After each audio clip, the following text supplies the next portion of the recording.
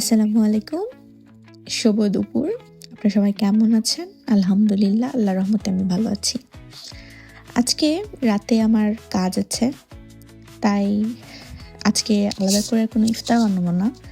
ভাবছি একবারে সেহরির রান্নাটা আজকে করে ফেলবো। যেহেতু আমি রাতে কাজে বেরোবো, তাই আজকে এখানে সোজাই সব কাজ শেষ করে সোজা রান্নাঘরে চলে এসেছি। আজকে আমি এখানে ভাবছি একটু চিংড়িটা হালকা করে ঝোল করব।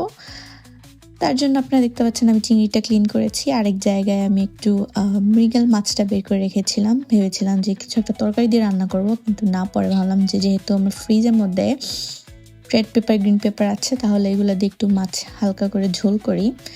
যেহেতু সেহরির সময় একটু ঝোল টোল খেতে ভালো লাগে আর কি। তো এই জন্যই আমি এসেছি সেগুলো করতে। তো আপনারা দেখতে পাচ্ছেন এগুলো আমি হলুদ লবণ দিয়ে একটু ভাজা ভাজা করে রেখে দিব, যাতে আমার পরে একসাথে রান্না করতে অসুবিধা না হয়। তাই এগুলো আমি তৈরি করছি।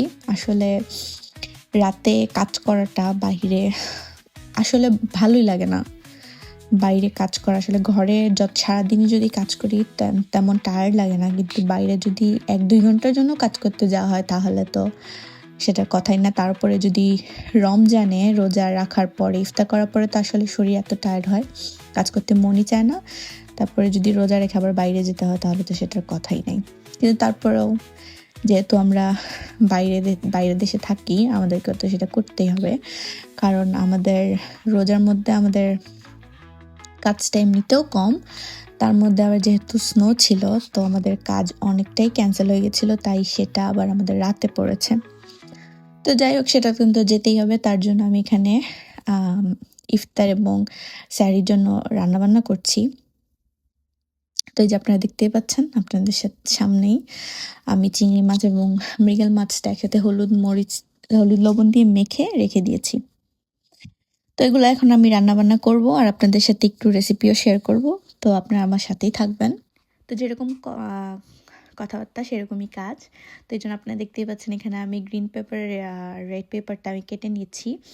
কারণ আমার মনে হয় যে রান্না বান্না করার আগে যেগুলো আমাদের কাটাকুটি করার কাজ থাকে, সেগুলো যদি আমরা রেখে দিই করে আগে, তাহলে আমাদের রান্নার কাজটা অনেকই ইজি হয়ে যায়। হুট করে আমার মনে হলো যে মাছের মধ্যে আসলে একটু গ্রিন পেপার রেড পেপার দিয়ে, কারণ আমি একবার খেয়েছিলাম, আমার একজন কাজিন ওকে রান্না করে খাইয়েছিলেন, অবশ্য উনি করেছিলেন চিংড়ি মাছটা। তো আমার কাছে মনে হয় যে যদি চিংড়ি মাছটা রান্না করা যায় তাহলে অবশ্যই বড় মাছ তো রান্না করতে সমস্যা নেই। আর আসলেই সত্যি কথা, আমি মাছটা খেয়েছি, আমার কাছে খুবই ভালো লেগেছে। মাছের তো আলাদা একটা স্মেল থাকে। তো রেড পেপার গ্রিন পেপার দেওয়ার পরে সেটা রেড পেপার গ্রিন পেপারের যে স্মেলটা থাকে ওইটাও আসছে, আর আসলে সেটা মজাও লেগেছে খেতে। আমি আরেকটা কাজ করছি যেটা আমি দেখাতে ভুলে গেছিলাম। আমি জানি এটা প্রায় সবাই করেন, কিন্তু আমি যেহেতু করি এই জন্য আমি শেয়ার করছি। মাছটা ক্লিন করার আগে যখন আমি এটার ক্লিন করছিলাম, তখন ভালো করে ধুয়ে আমি একটু লেবুর রস আর লবণ দিয়ে 10 মিনিটের জন্য মেখে রেখে দিয়েছিলাম।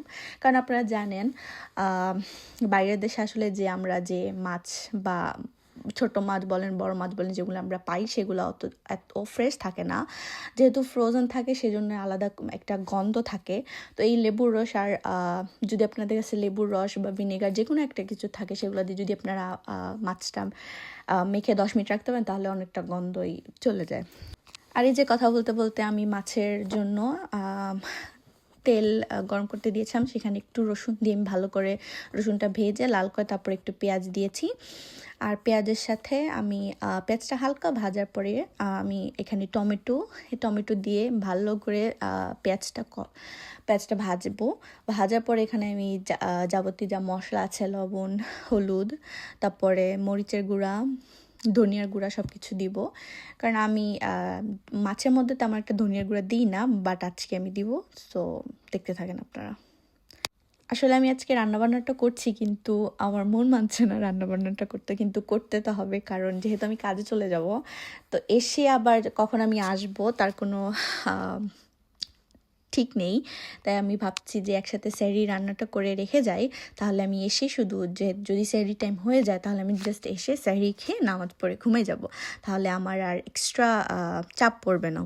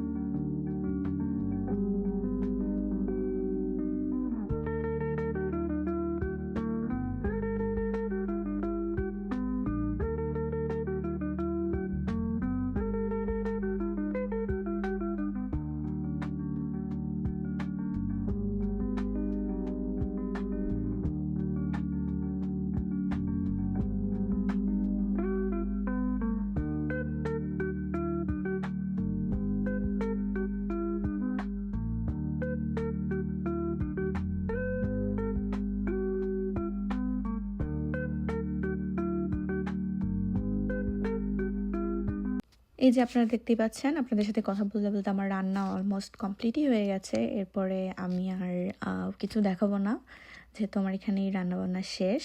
তো আমি যেহেতু রান্নাবান্না করছি, তারপরে আমি ইফতার করে আস্তে আস্তে আমি কাজের জন্য রেডি হয়ে যাব। তো আজ পর্যন্ত এতটুকুই। আপনারা ভালো থাকবেন। আপনাদের সাথে দেখা হবে আমার নেক্সট ব্লগে অন্য কোনো কিছু নিয়ে। আল্লাহ হাফেজ।